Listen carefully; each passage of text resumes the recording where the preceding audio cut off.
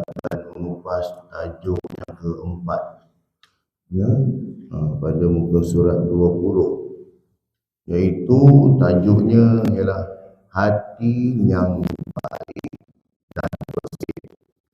Hati yang baik dan bersih. Kita lihat pada matan hadis ini, pada muka surat 20 itu, Haddatsana Abu Nu'aim, Haddatsana Zakaria an Amirin qala sami'tu an-Nu'man ibn Bashir yaqulu sami'tu Rasulullah sallallahu alaihi wasallam yaqulu ala wa inna fil jasadi mudghah idza salahat salahal jasadu kullu al-jasadu kullu ala wa hiyal qalbu. Rawahul Bukhari wa Muslim. Maksudnya telah menceritakan kepada kami, Abu Nu'aim telah menceritakan kepada kami Zakaria daripada Amir telah berkata, Sami'atu, aku mendengar An-Nu'man bin Bashir radhiyallahu anhu berkata, aku mendengar Rasulullah sallallahu alaihi wasallam bersabda, ingatlah bahawa di dalam jasad itu ada segumpal daging. Jika ia baik, maka baiklah seluruh jasad. Dan jika dia rosak, maka rosaklah pula seluruh jasad. Ketahuilah bahawa ia adalah jantung atau hati. Hadis riwayat Al-Bukhari dan juga Muslim. Dalam Sahih Bukhari hadis yang ke-52 dan dalam Sahih Muslim hadis yang ke-1599. Pengenalannya, hati dari segi bahasanya berasal daripada perkataan bahasa Arab, iaitu qalbun, ya, yang bermaksud jantung. Hati adalah organ dalam badan yang berwarna perang kemerah-merahan. Dari segi fizikalnya macam tu dah. Jadi dia letak di mana? Di dalam perut, di bahagian sebelah kanan, dan berfungsi mengeluarkan hempedu, mengawal kandungan gula dalam darah, menyembuhkan kesan keracunan nitrogen, menghasilkan urea dan menyimpan glykogen, tempat simpanan glukosa di hati. Ini juga hati, fungsi dia lah kalau segi segi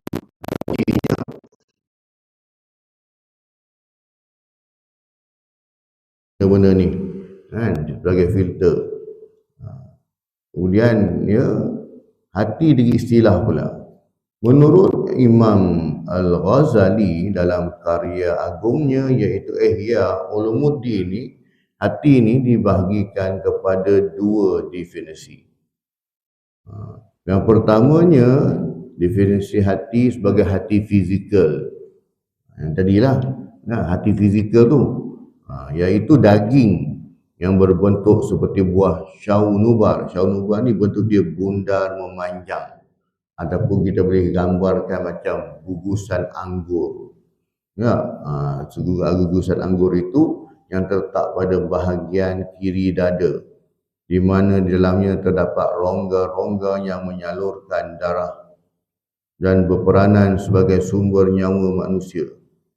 Definisi hati yang pertama ini wujud pada haiwan dan juga pada manusia yang telah mati. Ini kata Imam Al-Ghazali.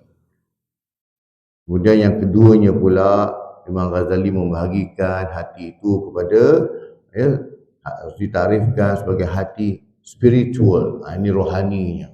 Di sudut rohaninya iaitu sesuatu yang bersifat halus, latifah, yang bersifat ketuhanan, Rabbaniyah. Hati dalam definisi kedua ini menggambarkan hakikat diri manusia yang mana hati berfungsi untuk merasai, mengenali dan mengetahui sesuatu perkara atau ilmu. Menurut Al-Ghazali lagi, hati fizikal amat berkait rapat dengan hati spiritual. Namun, beliau tidak panjang berkenaan hubungan hati fizikal dan hati spiritual kerana ia termasuk di bawah ilmu mukasyafah. Nah, dia ada hubung kait rupanya antara hati fizikal dan juga hati spiritual ni. Dalil Al-Quran dan juga Al-Hadis seperti mana firman Allah Subhanahu wa taala dalam surah Ar-Ra'd. A'udzubillahi minasyaitonir rajim. Alladzina amanu wa tatma'innu qulubuhum bi dzikrillah. Ala bi dzikrillah tatma'innul qulub. Maksudnya iaitu orang-orang yang beriman dan hati mereka menjadi tenteram dengan mengingati Allah. Hanya dengan mengingati Allah lah hati menjadi tenteram.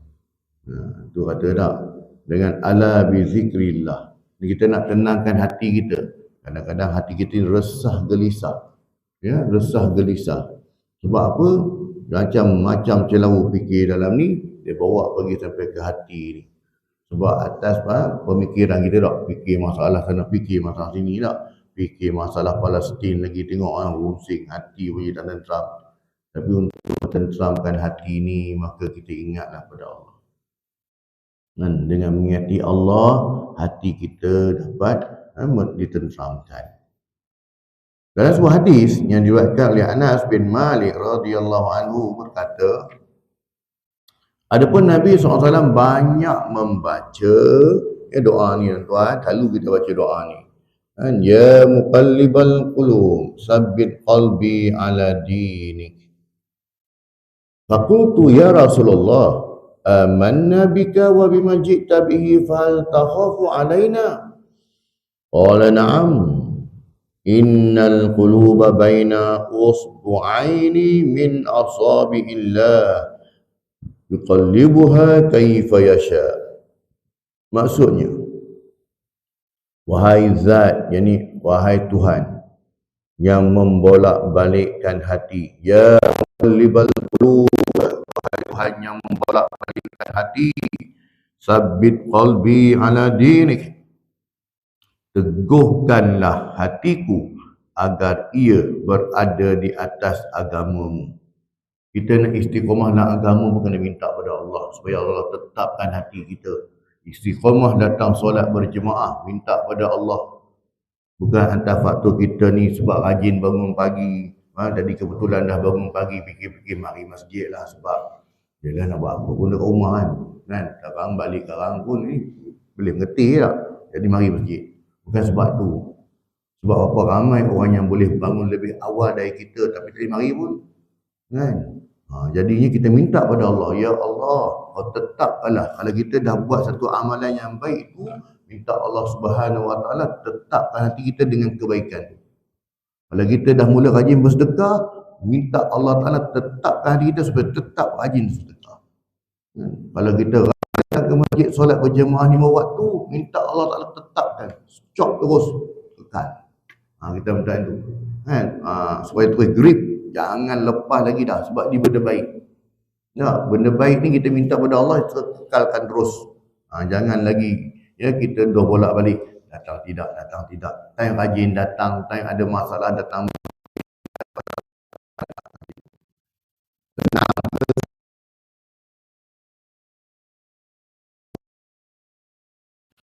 Kemudian Anas bin Malik pun bertanya pada Rasulullah, ya Rasulullah, bila Rasul sebut tentang ya muqallibal qulub tadi, ya muqallibal qulub tadi, Anas pun bertanya pada Rasulullah, ya Rasulullah, kami beriman kepadamu dan kepada apa yang kamu telah bawa. Lalu apakah kamu masih bimbang kepada kami? Kan Rasulullah bimbang, sahabat takut berubah hati kan. Maka Rasulullah baca doa ni. Makanya baginda Nabi SAW menjawab, ya bimbang. Sebab apa? Kerana sesungguhnya hati manusia itu berada di antara dua jari daripada jari-jari Allah Subhanahu Wa Taala, yang mana dia akan membolak-balikkannya mengikut kehendaknya. Maksudnya boleh bolak-balik ni. Dah macam sate pula, kejap macam ni, kejap macam ni, kejap macam ni. Betul tak sifat kita macam tu, tuan-tuan? Kadang-kadang kita nak membeli barang pun kita macam tu juga kan. Kejap fikir nak beli, kan? Tengah-tengah fikir-fikir, tak payah kot, tak payah, sebab rasa macam tak pakai. Kejap lagi, kena beli ni kata ni lah. Kan? Dalam membuat keputusan pun kita boleh bolak-balik. Kan? Tambah dalam beragama, kita nak buat baik, bukan takat hati je mari bolak-balik. Syaitan lagi datang. Nak sedekah bukan banyak pun, RM1 je pun. Tapi dia punya fikir tu macam masalah besar sangat dah. Besar sangat RM1 dia tu. Tapi kalau dia pergi beli top up, kalau dia pergi bayar bil esok, ke pergi bayar benda beli barang-barang makan, makanan segera ke, tak ada fikir. Bayar je. Kan? Benda-benda yang memenuhi nafsu dia, benda-benda yang memenuhi hobi dia, habis beribu pun tak apa. Tapi untuk agama ni fikir, sikit pun dia fikir, banyak sangat ni lah. Itu maksudnya bukan setakat hati kita je, syaitan pun datang tolong sekali lah. Tu yang kita nak minta Allah tetapkan terus grip, kan? Tak ada apa salah, apa jadi pun aku tetap istiqamah dengan agama juga. Hadis ini riwayat At-Tirmizi, hadis yang ke-2140. Hadis ini berstatus hadis hasan. Keterangannya, manusia adalah makhluk ciptaan Allah yang paling sempurna berbanding makhluk yang lain kerana dilengkapi 3 unsur utama, iaitu jasmani, rohani dan nafsani. Sebab tu dalam surah At-Tin disebutkan, laqad khalaqnal insana fi ahsani taqwim. Laqad, sesungguhnya kami telah menciptakan manusia itu dengan sebaik-baik kejadian. Ya, sebaik-baik kejadian. Sempurna manusia ini berbanding dengan makhluk lain. Walaupun dengan jin sekalipun tak sempurna dah. Manusia yang paling sempurna. Kenapa ya? Sebab manusia ni ada 3 unsur tadi. Ya, manusia ni memang hidup di sini, tapi manusia boleh masuk dalam laut, boleh naik atas langit. Kalau ke laut, ikan je lah, boleh duduk dalam laut. Kambing, gajah tak boleh hidup dalam laut. Nak terbang ke langit, burung je lah. Harimau tak boleh terbang lah, tapi manusia semua boleh. Masuk laut boleh, naik ke atas boleh, masuk dalam gunung pun boleh, masuk dalam tanah pun semua boleh. Kan? Sempurnanya manusia ni. Ya. Jadinya, sebab apa ada 3 unsur tadi? Iaitu jasmani, rohani dan nafsani. Ada jiwa, ada perasaan. Jasmani atau bentuk fizikal manusia terdiri daripada anggota badan yang zahir, yang boleh dilihat dengan mata kasar. Inilah, itu punya anggota tubuh je lah. Ya, tangan kita semua boleh nampak, boleh pegang, boleh rasa. Melalui proses perkembangan yang boleh diukur. Bermula daripada bayi yang baru lahir, kemudian meningkat pada kanak-kanak, jadi remaja, dewasa, dah jadi dah tua, kemudian meninggal dunia. Ini dalam surah Al-Hajj ayat yang ke-5 pun dah sebut tentang proses kejadian manusia, tuan-tuan. Kita baca surah Al-Hajj dengan ayat yang ke-5. Allah nak cerita dalam satu ayat secara detail proses pengembangan manusia, bermula daripada setitik air, asal manusia daripada tanah, kemudian daripada tanah itu jadi dia setitik air mani itu bentuk jadi darah, lagi jadi tulang, jadi manusia yang sempurna. Kemudian dia pun hidup, pada dia jadi dewasa besar, dia pun jadi tua, dia pun mati. Kita letak dalam surah manusia ya, boleh bergerak, boleh berjalan apa semua, boleh digerakkan dengan menaiki kenderaan, nak pergi mana semua boleh.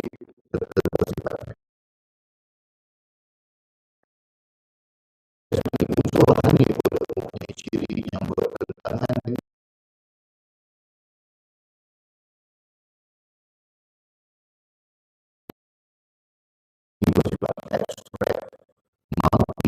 berfungsi, iaitu tidak dibatasi ruang dan waktu dan boleh menjadi penggerak utama kepada jasad manusia.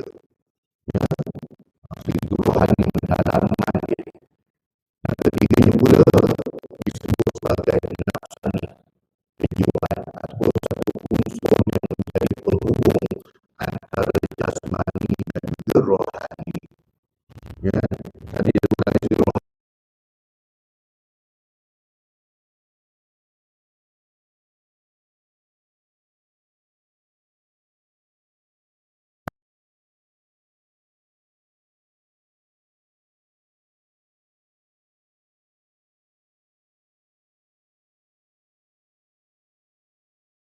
Bagi kepada tiga bahagian. Tiga bahagian pula, iaitu nafsu. Di antara ketiga-tiga elemen nafsani ini, hati al-qalbu bertanggungjawab dalam menolong, mengawal dan mengendalikan struktur dan elemen jiwa orang lain. Kita nak datang solat subuh tadi, dah bangun duduk, uyuk kejap. Kalau hati fikir, tengok, awal lagi 5.30, oh dia okey. Kan? Jadinya hati ni akal dia bergerak. 5.30, sekejap lagi subuh, kau pergilah maya kat masjid. Tak. Dia dia cetuskan idea tak. Kemudian hati ni pula ni. Kalau mari mood dia baik, dia rajin dah kata, boleh dah. Boleh tak pergi kan. Tak ada apa pun tak. Tetapi yang peranan besar lagi apa dia? Nafsu. Keinginan. Tak payahlah pergi. Sejuk kat luar tu nak hujan. Sekarang kau nak pergi macam mana kan demam ke semua tak. Dia ni. Kan? Tiga unsur ni tadi ni. Tapi kalau hati dia cekal, alah hujan pun masalahnya, pergilah naik kereta, bukan masalah pun, tak ada kena naik payung, pakai payung. Jadi ini penggerak utama ni. Dia yang menggerakkan jasmani kita tadi tu. Daripada kita duduk, jom bangun siap-siap dah pergi. Kan?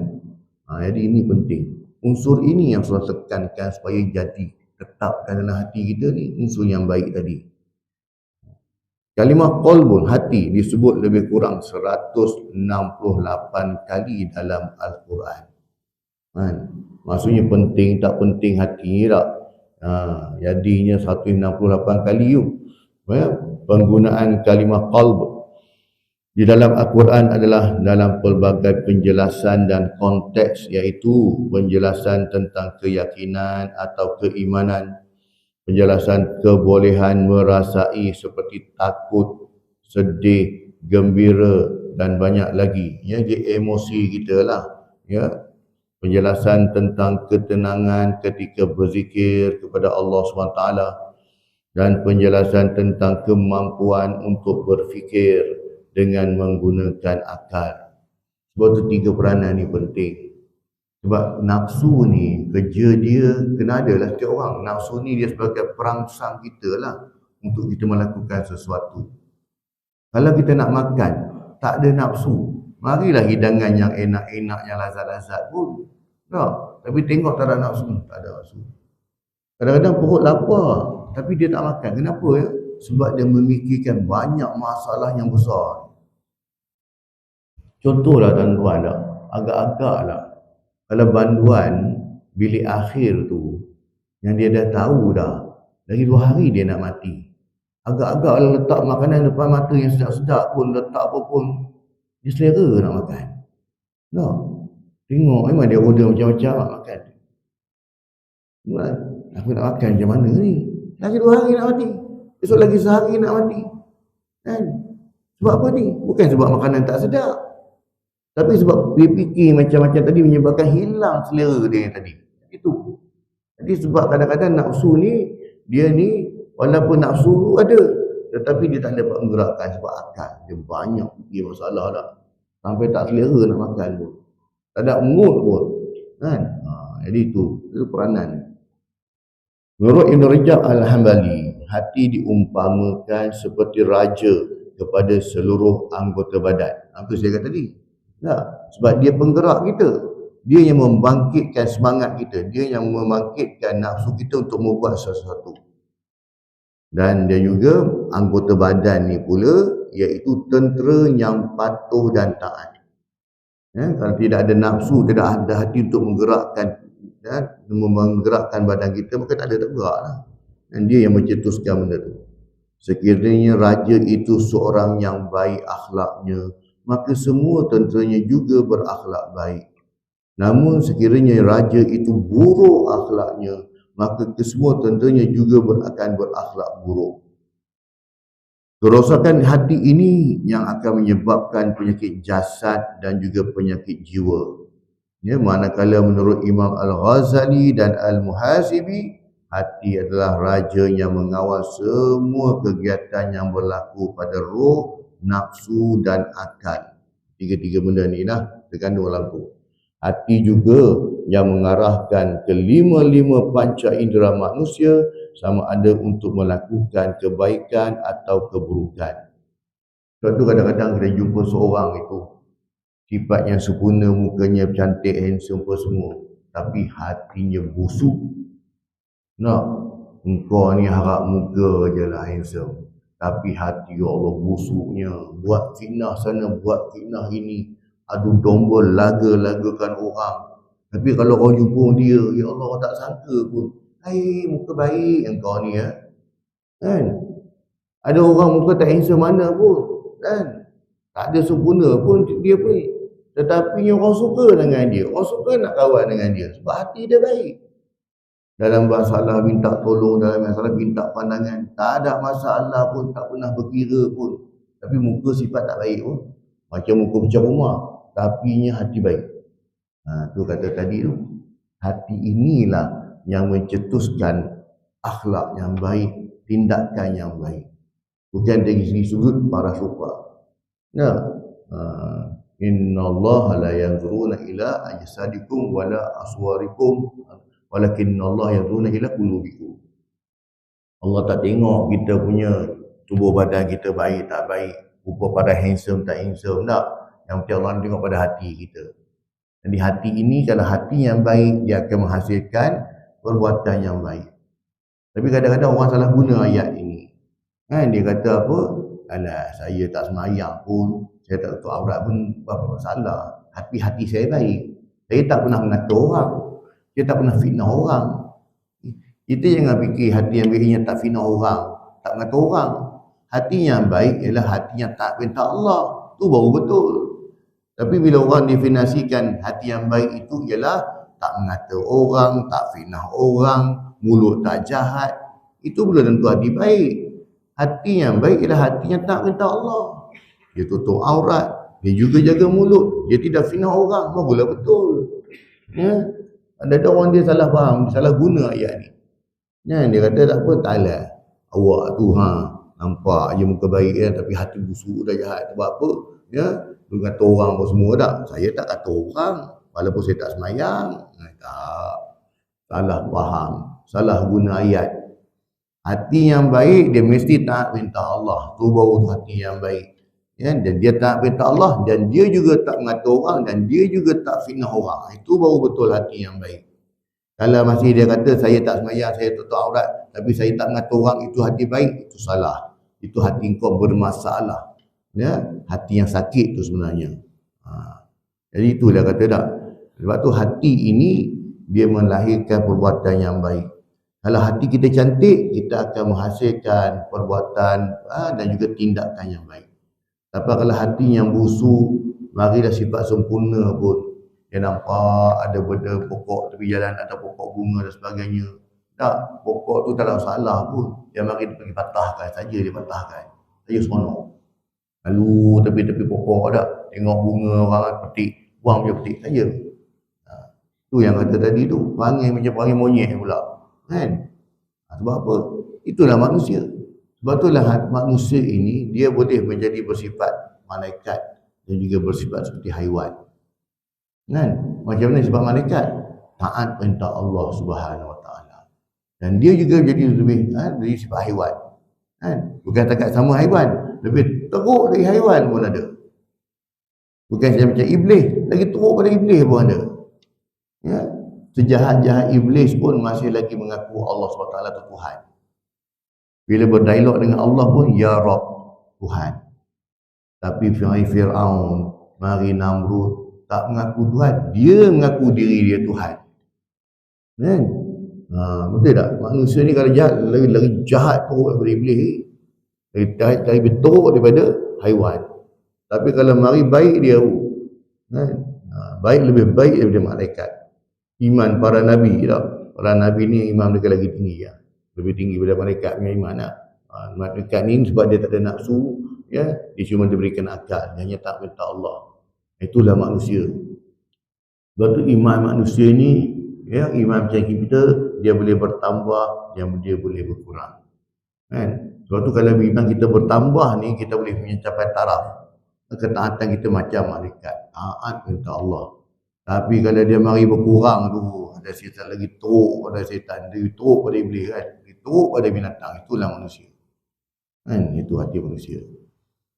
Pengajaran hadis ini, hati yang bersih akan menjadikan kita orang yang baik, menghargai orang lain, mengeluarkan lisan, perkataan yang baik dan perbuatan-perbuatan yang baik. Ingat kalau hati itu cantik kan? Akan tetapi sebaliknya, kalau hati yang kotor, kan, dia sebaliknya pula dengan hati yang kotor. Kalau hati yang baik tadi, dia melahirkan perkara-perkara yang positif. Tapi kalau mari hati tak cantik, semuanya negatif. Kan? Semuanya negatif. Tengok kursi elok-elok pergi tendang, saja pergi jatuh. Masuk tandas, conteng itu tandas tu, saja tu ni tak. Makanya itu bila ada hati masalah. Sebab tu kadang-kadang kita tengok seorang ni, orang yang bermasalah ni, kadang-kadang dia ni seorang yang kita tengok seorang yang pendiam, seorang yang baik, tetapi dia boleh menjadi pembunuh yang kejam. Kan? Dia tidak pernah ada rekod jenayah pun. Kan? Seorang yang cukup baik dalam masalah. Rupa-rupanya hati ni memang menyimpan perasaan cukup dendam. Dan perasaan tu disimpan bukannya hari ni je, bertahun-tahun dia simpan benda ni kan. Hingga satu hari dia boleh melepaskan perasaannya itu. Tu dah banyak baca surat khabar, kadang-kadang peristiwa ni berlaku-laku tak. Kan?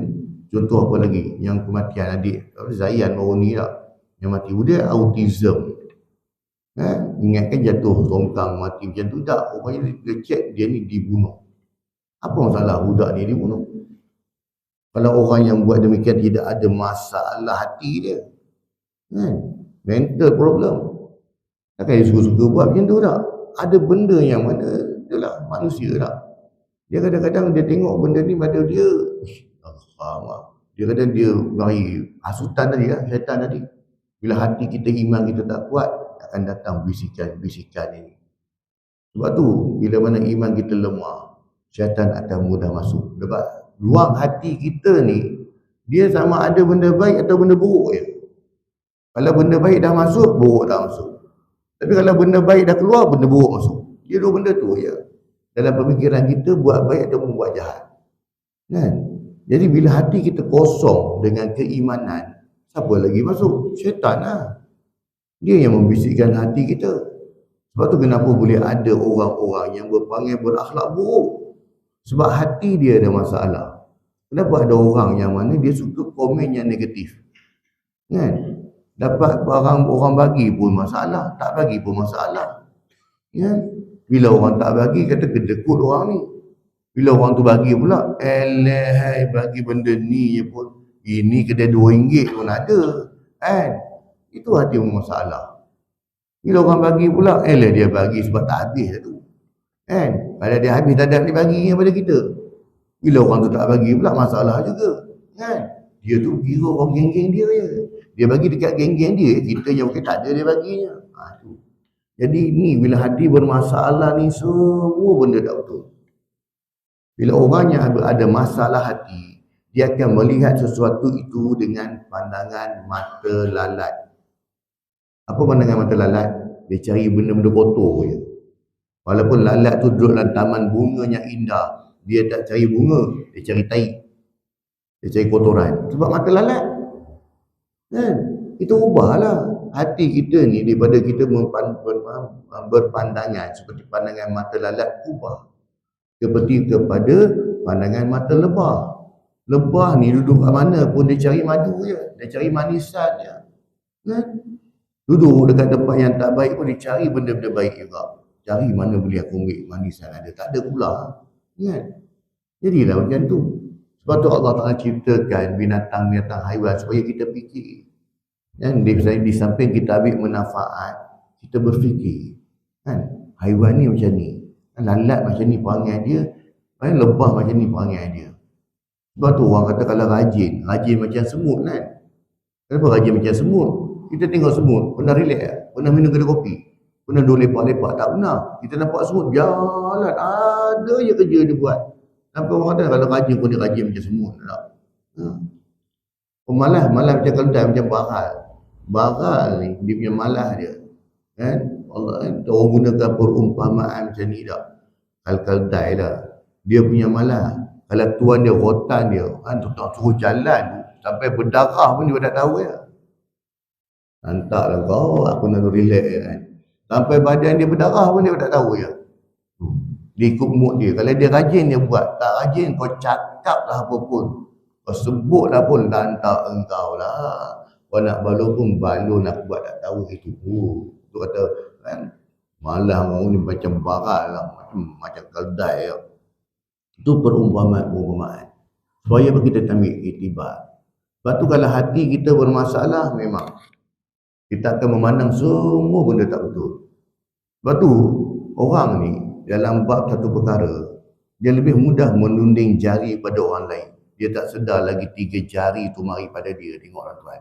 1 jari pergi pada orang, lagi 3 jari tu patah balik dekat dia. Dia tak nampak benda tu. Dia lebih mudah menyalahkan orang, lebih mudah menyalahkan takdir, menyalahkan Tuhan lah. Kan? Kenapa engkau punya pakaian tak kering? Itulah hujan setiap hari lah, payah betul lah aku nak ni menyalahkan hujan. Carilah alternatif lain. Bagaimana cara nak mengeringkan pakaian, itu contoh. Kan? Kalau dia ditimpa masalah, semua salah orang. Kenapa engkau punya tak laku? Entahlah dia orang dengki dengan aku ni. Ada yang ni. Padahal kualiti makanan kita tak baik. Dan kadang-kadang, contoh ya tuan-tuan, kalau kita menangani nasi lemak lah katakan, engkau punya tambah tu, dia punya masin, ya Allah. Kalau Sudin punya kari ayam, kita pelambi tak? Dia punya masin, kadang-kadang dia punya pedas tak? Kadang-kadang nasi ni keras. Jadi, kadang-kadang kita mudah menyalahkan orang ada orang kena aku, ada orang tak suka dengan aku lah. Tapi kalau kita jaga kualiti kita sendiri, bila kita masak, kita makan, kita masak, kalau kita nak berniaga, seperti mana kita nak makan sendiri tak? Sudah pasti kita akan buat yang terbaik. Kan? Buat ni cukup, rasa macam ni tak? Bukan sekadar, sudahlah, orang yang nak makan, bukan aku nak makan. Jadi bila dia check kualiti ni, maka tak ada dia nak menyalahkan orang. Kan? Di samping dia kena faham, berniaga pun berniaga, tapi hubungan dengan Tuhan dengan kena jagalah. Tak? Jaga hubungan dengan Tuhan, nak berniaga tu berzikir, berselawat. Jadi kalau ada orang nak sihirkan kita pun, insya-Allah terpelanting balik. Kan? Kita berselawat, kita berzikir ketika ni, dan insya-Allah Allah lindung kita. Tak? Marilah pun tak jadi. Sebab kuasa Allah lebih besar daripada kuasa makhluk. Kata seorang ulama, nama ulama ni Ibrahim bin Khawas, bahawa sesungguhnya ubat hati itu ada 5 perkara. Maka ubatilah hati kamu dengan 5 perkara tersebut. Yang pertamanya, membaca Quran. Bacalah Quran dengan menghayati isi kandungannya. Amalkan Quran, jangan tinggal. Ya. Yang keduanya, berpuasa. Ya, buat puasa ini bila kita lapar, ingatan kita pada Allah Ta'ala lebih kuat. Yang ketiga, bangun beribadah pada waktu malam. Ya, beribadah ini, ya, yang cantiknya, yang keempat sebut, menghampirkan diri kepada Allah dengan beribadah di sepertiga malam. Sepertiga malam tu lepas pukul 3 lah anggaran. Melepasi pukul 3 kan? Dan juga sepertiga malam itu bermula daripada lepas pukul 3 tu sampai bawah ke subuh. Jadi maksudnya kalau kita pukul 5.30 tadi pun masih sempat buat tahajud. Sebab tahajud tu habis bila mana azan subuh. Nah, kadang-kadang kata, aku tak jadi nak buat tahajud, nak kata tak jadi nak buat qiyamul lail. Kenapa? Bangun-bangun dah pukul 5. Ini masalahnya. Lagi belum subuh buatlah. Buat 2 rakaat paling kurang. Datang masjid awal pun buat 2 rakaat. Sudah sepanjang malam.